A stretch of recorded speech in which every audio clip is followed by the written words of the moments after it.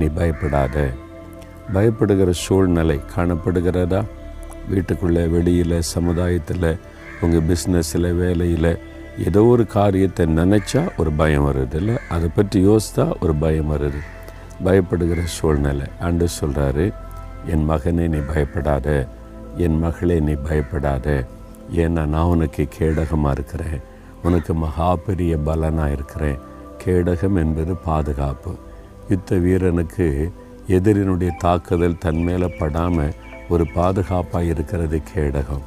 ஆண்டவர் சொல்கிறாரு, நான் உனக்கு கேடகமாக இருக்கிறேன், எந்த தீமையும் உன்னை தொட முடியாது, நான் உன்னை மறைத்து கொண்டிருக்கிற கேடகம். பயப்படாத, உனக்கு மகா பெரிய பலன். நான் என்ன கஷ்டப்பட்டு பிரயாசப்பட்டு உண்மையாக உழைச்சி பாடுபட்டா என்ன ஒரு பலனை காண முடியலன்னு நினைக்கிறீங்களா? ஆண்டவர் உங்களுக்கு நிறைவான பலன் தருவார். அதனால் பயப்படாதுங்கன்னு சொல்லுகிறார்.